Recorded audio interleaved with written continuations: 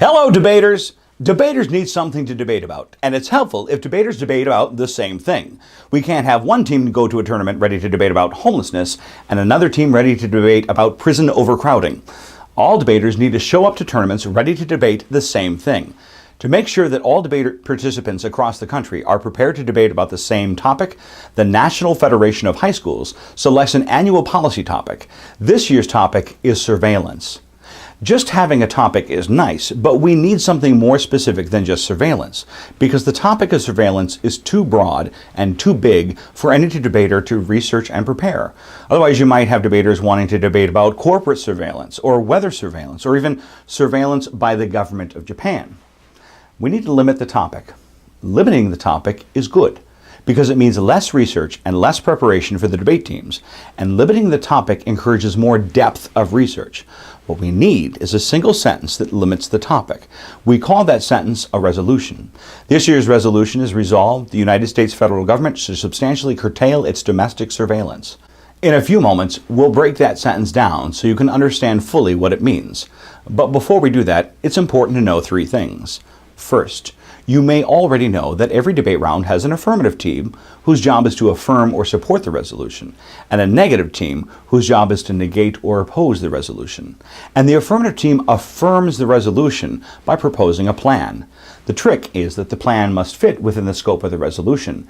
It can't be international surveillance, it can't be insubstantial, and it can't be China or Texas curtailing the surveillance. Second, you may already know that every tournament at which you compete, you'll be assigned a side, either affirmative or negative.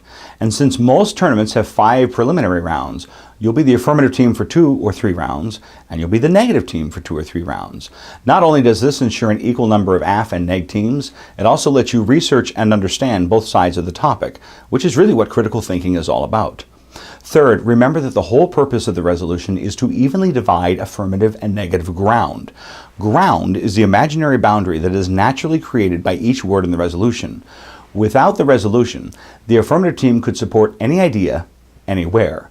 Instead, we require affirmative teams to support only those ideas that involve the federal government substantially curtailing its domestic surveillance.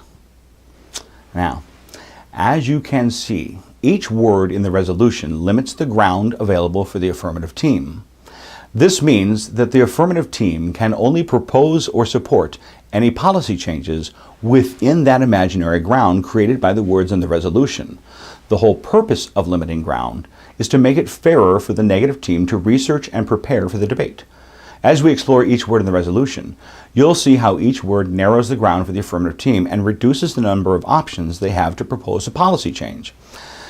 If that was confusing, here's an analogy. Let's say you offer to take your friend out to dinner and you wanted your friend to choose the restaurant. Now, knowing that you are paying and knowing that your friend has some expensive tastes in fine dining, you might add a few limitations, such as location, price range, and type of cuisine.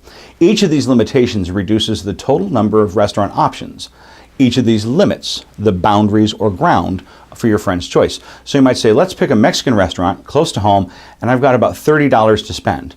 That might narrow your friend's choice to about 5 to 10 options, all of which you can live with. In the world of debate, each word in the resolution limits the number of affirmative policy changes to about 15 to 20 really good ideas. By doing so, it means that the negative team can have some degree of predictability when doing their research. A really creative affirmative team can go beyond the 15 to 20 really good ideas, and a really creative negative team can prepare for them. But the more an affirmative team tries to unfairly expand their ground, the more likely it is that the negative team can effectively argue that the affirmative plan is not within the boundaries of the resolution. We call that argument topicality, and we'll cover that in a different video. Now let's get back to business and take a few moments to break the resolution down into understandable parts. Remember, this year's resolution is resolved the United States federal government should substantially curtail its domestic surveillance. The first word, resolved, simply means that the statement is settled and agreed upon, at least by the affirmative team. By supporting the resolution, the affirmative team is simply saying that we should be resolved, that the resolution is settled. The negative team will try and prove that we are not resolved, or that there are good reasons to disagree. Now, the word itself appears at the start of every resolution every year, so it's not a word that you'll spend much time discussing this year. In fact, you can really ignore this word for now, since the word itself does nothing to limit ground. The United States federal government. Now, this includes the executive, legislative, and judicial branches, as well as all of the agency's departments, including the National Security Agency. By limiting the topic to the United States federal government, all debaters are able to research just the federal government's role in surveillance. This means we don't have to research every government, just the United States federal government. Next is the word should. The word should is what allows us to have a debate. One team will argue that the federal government should substantially curtail its domestic surveillance, and the other team will argue that it should not. Note that the resolution doesn't say whether the federal government will, would, or could curtail its surveillance. The word should is really the only word in the resolution that expands affirmative ground because it allows the affirmative to avoid having to debate whether this particular Congress or President or Supreme Court would, will, or could curtail in surveillance. Instead, the affirmative only needs to argue that it should. And that puts the focus of the debate squarely on the advantages of curtailing surveillance versus the disadvantages of curtailing surveillance, not on the likelihood that it will actually happen. The next word in the resolution is substantially. The word substantially is important because it limits affirmative teams to bigger ideas that are more predictable by the negative team. If one team proposed that the federal government should, for example, curtail surveillance by eliminating one insignificant spy satellite, neither team would really be able to enjoy a healthy debate about the advantages and disadvantages of such a decision. The word substantially limits affirmative ground and allows the negative team to focus its preparation on substantial proposals, not tiny little insignificant ideas that might be good, but not necessarily substantial.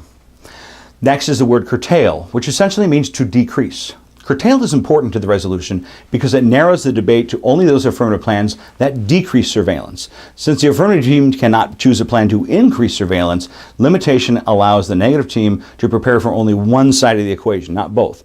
Now, it's interesting to note that the word curtail is used in this year's resolution, whereas previous years have used the more brightly defined increase or decrease. And while curtail and decrease essentially mean the same thing, the word curtail opens up new ground for debate because it has some slightly different definitions in various dictionaries. Now, the word its is important because it modifies surveillance. In other words, the federal government has to curtail its own surveillance. Without the word its, the affirmative team could have the federal government simply curtail the state of Indiana's surveillance or even the surveillance of or by another government. The term domestic is a really important word this year because it focuses our attention on the surveillance that occurs within the borders of the United States. While there are sure to be great debates about what domestic means in terms of whether the source, mechanism, and storage must all be domestic, we can probably agree that domestic means within the legal boundaries of the United States. That being said, if a space satellite positioned over Mexico collects pictures of the U.S. border and sends them to an NSA computer in the Philippines, there could be some debate about the extent to which the surveillance must occur within the United States.